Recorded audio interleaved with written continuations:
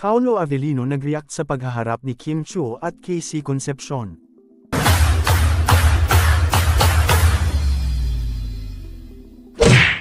Hanggang ngayon, patuloy na pinag-uusapan ang paghaharap ng mga kamukha ni Kim Chiu at Casey Concepcion sa It's Showtime.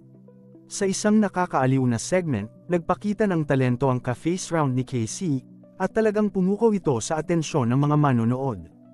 Ang dahilan, alam ng lahat na may espesyal na koneksyon si Casey kay Paolo Avellino, na naging bahagi rin ng buhay ni Casey sa kanilang nakaraan. Sa episode na ito, muling nabuhay ang mga lumang interview na naglalaman ng mga pahayag mula kay Paolo, kung saan inamin niya na sila nga ni Casey ay naging magkasintahan.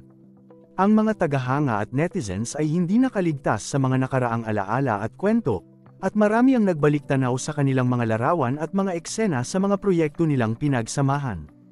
Ipinakita ang kanilang relasyon na puno ng saya, ngunit hindi rin nawawala ang mga pagsubok at hindi pagkakaintindihan, lalo na sa kanilang mga eksena sa mga teleserye. Isang bahagi ng kanilang diskusyon ay tungkol sa tawagan nila ni Paolo noong sila pa ay magkasintahan. Ang mga tanong ukol dito ay hindi lamang nagbigay aliw kundi nagbigay diin din sa mga alaala na bumabalot sa kanilang relasyon. Ang tawagan ng mga tao ay kadalasang may malalim na kahulugan at simbolo ng kanilang relasyon, at tila nagbigay ito ng insight sa kung paano nagbago ang kanilang koneksyon sa paglipas ng panahon. Hindi maiiwasan na sa bawat pagtatanong, lumalabas ang mga damdamin at alalahanin mula sa kanilang mga nakaraan. Maging ang mga tagahanga ay naiintriga sa kanilang mga sagot at kwento. Lalo na't ito ay tungkol sa kanilang mga paboritong artista.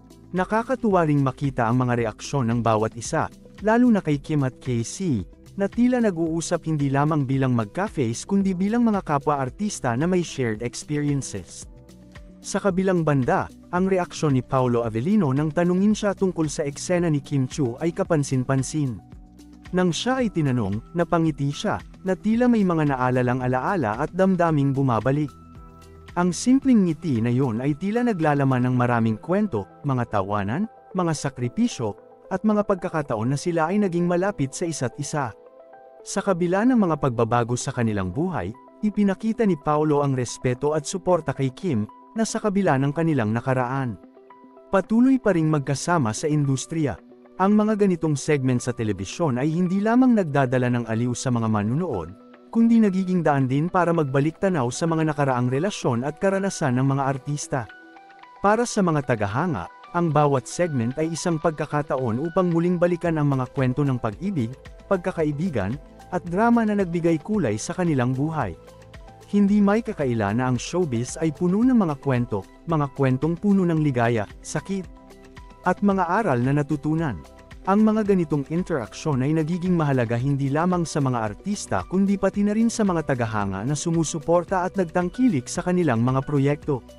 Bawat tanong at sagot ay nagiging bahagi ng kanilang kwento, na patuloy na nagbibigay saya at aliw sa madla. Ang pag-ikot ng kwentong ito ay nagpapakita kung paano ang mga tao, kahit gaano man kalayo ang kanilang mga landas, ay maaaring magkita muli sa pamamagitan ng mga alaala at karanasan. Sa huli, ang paghaharap ni Kim Chiu at Casey Concepcion ay hindi lamang isang simpleng usapan, ito ay isang paglalakbay pabalik sa mga nakaraang taon na puno ng kulay at emosyon, na patuloy na nagbibigay inspirasyon sa marami. Tuldok, ang ganitong mga segment ay nagbibigay liwanag at nagbibigay diin sa tunay na halaga ng pagkakaibigan, pagmamahal, at pag-unawa, kahit sa harap ng mga pagsubok. Sa bawat pagkakataon na nagkikita-kita ang mga artista sa mga ganitong programa, isinasalba nila ang mga alaala na hindi malilimutan at patuloy na nagbibigay saya sa kanilang mga tagahanga.